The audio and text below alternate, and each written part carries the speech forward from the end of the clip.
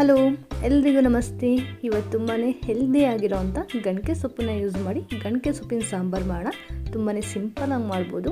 ನಾನಿಲ್ಲಿ ಗಣಕೆ ಸೊಪ್ಪಿನ ಸಾಂಬಾರು ಮಾಡೋದಕ್ಕೆ ಒಂದು ಪ್ಯಾನನ್ನು ಬಿಸಿಯಾಗೋದಕ್ಕಿಟ್ಟು ಸ್ವಲ್ಪ ಎಣ್ಣೆ, 1 ಸ್ಪೂನಷ್ಟು ಜೀರಿಗೆ, ಸ್ವಲ್ಪ ಶುಂಠಿ ಮತ್ತು ಬೆಳ್ಳುಳ್ಳಿನ ಸೇರಿಸಿ ಫ್ರೈ ಮಾಡ್ಕೋಬೇಕು. ಅದಕ್ಕೆ ಸಣ್ಣದಾಗಿ ಹಚ್ಚಿಟ್ಟಿರೋಂಥ ಒಂದು ಈರುಳ್ಳಿನೂ ಕೂಡ ಸೇರಿಸಿ ಕ್ಲೀನಾಗಿ ಸ್ವಲ್ಪ ಕೆಂಪು ಬಣ್ಣ ಬರೋಷ್ಟು ಫ್ರೈ ಮಾಡಿಕೊಡಿ. ಅದಾದ ನಂತರ ನಾನಿಲ್ಲಿ ಗಣಕೆ ಸೊಪ್ಪನ್ನು ಕ್ಲೀನಾಗಿ ವಾಶ್ ಮಾಡಿ ಎತ್ತಿಟ್ಟಿದ್ದೀನಿ. ಈಗ ಅದನ್ನು ಕೂಡ ಸೇರಿಸಿ ಫ್ರೈ ಮಾಡ್ಕೋಬೇಕು. ಈ ಗಣಕೆ ಸೊಪ್ಪಲ್ಲಿ ಸ್ವಲ್ಪ ಕಹಿ ಅಂಶ ಇರುತ್ತೆ, ಅದು ಹೋಗೋದಕ್ಕೋಸ್ಕರ ಸ್ವಲ್ಪ ಫ್ರೈ ಮಾಡಬೇಕು. ಇದ್ರದ್ದು ಹಸಿ ಸ್ಮೆಲ್ ಹೋದರೆ ಕಂಪ್ಲೀಟಾಗಿ ರೆಡಿ ಆಗುತ್ತೆ. ಈ ಮಳೆಗಾಲದಲ್ಲಿ ಬೇಗನೆ ಶೀತ ಕೆಮ್ಮು ಬರುತ್ತೆ, ಬಟ್ ಆ ಟೈಮಲ್ಲಿ ಈ ರೀತಿ ಹೆಲ್ದಿ ಆಗಿರೋ ಅಂಥ ಸಾಂಬಾರು ಮಾಡೋದ್ರಿಂದ ತುಂಬಾ ಬೆಸ್ಟ್ ಅಂತಲೇ ಹೇಳ್ಬೋದು. ಮಕ್ಕಳಿಗೆ, ದೊಡ್ಡವ್ರಿಗೆ ಎಲ್ಲರಿಗೂ ಕೂಡ ತುಂಬಾ ಹೆಲ್ದಿ ಆಗಿರೋ ಅಂಥ ಗಣಕೆ ಸೊಪ್ಪಿನ ಸಾಂಬಾರಿದು. ಇದಕ್ಕೆ ಸ್ವಲ್ಪ ಅರಿಶಿಣದ ಪುಡಿ ಕೂಡ ಸೇರಿಸ್ತಾ ಇದ್ದೀನಿ. ಈಗ ಇದಕ್ಕೆ 1 ಬಟ್ಲಷ್ಟು ಕೊಬ್ಬರಿ ತುರಿನ ಸೇರಿಸಿದ್ದೀನಿ. ನಾವು ಬೇಕು ಅಂದರೆ ತೆಂಗಿನಕಾಯಿ ತುರಿ ಕೂಡ ಸೇರಿಸಿ ಮಾಡ್ಬೋದು. ಈಗ ಇದೆಲ್ಲವನ್ನು ಕೂಡ ಕ್ಲೀನಾಗಿ ಹುರಿದಿಟ್ಕೋಬೇಕು. ಇದನ್ನೆಲ್ಲ ಹುರಿದ ನಂತರ ಸ್ಟವ್ನ ಆಫ್ ಮಾಡಿ ತಣ್ಣಗಾಗೋದಕ್ಕೆ ಬಿಡಬೇಕು. ನೋಡಿ, ಈ ರೀತಿ ಕಲರ್ ಚೇಂಜ್ ಆಗುತ್ತೆ. ಅದಾದ ನಂತರ ಮಿಕ್ಸಿ ಜಾರ್ಗೆ ಹಾಕಿ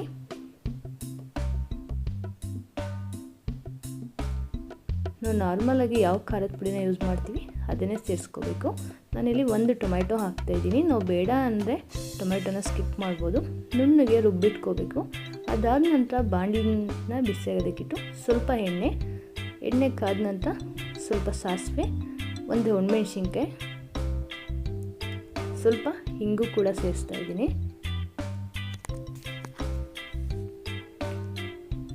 ಈಗ ಇದಕ್ಕೆ ರುಬ್ಬಿಟ್ಟಿರೋ ಅಂಥ ಮಸಾಲೆನ ಸೇರಿಸ್ಕೋಬೇಕು.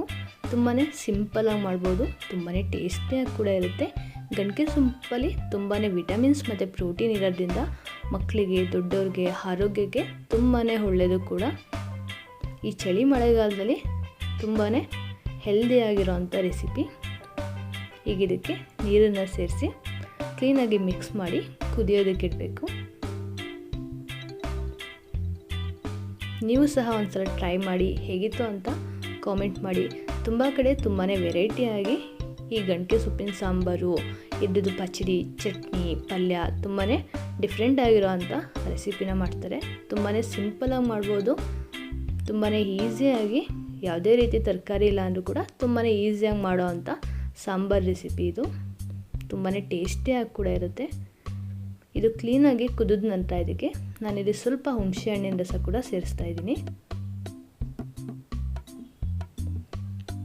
ಸ್ವಲ್ಪ ರುಚಿಗೆ ತಕ್ಕಷ್ಟು ಉಪ್ಪನ್ನ ಸೇರಿಸಿ ಕ್ಲೀನಾಗಿ ಮಿಕ್ಸ್ ಮಾಡಿ ಕುದಿಸ್ಕೊಂಡೆ ತುಂಬಾ ಹೆಲ್ದಿ ಆಗಿರೋ ಅಂಥ, ತುಂಬಾ ಸಿಂಪಲಾಗಿ ಮಳೆಗಾಲದಲ್ಲಿ ಮಾಡೋ ಅಂಥ ಗಣಕೆ ಸೊಪ್ಪಿನ ಸಾಂಬಾರು ರೆಡಿ ಆಗುತ್ತೆ. ನೀವು ಒಂದು ಸಲ ಟ್ರೈ ಮಾಡಿ. ಈ ವಿಡಿಯೋ ಇಷ್ಟ ಆದರೆ ನಮ್ಮ ಚಾನಲ್ನ ಸಬ್ಸ್ಕ್ರೈಬ್ ಮಾಡಿ. Thank you.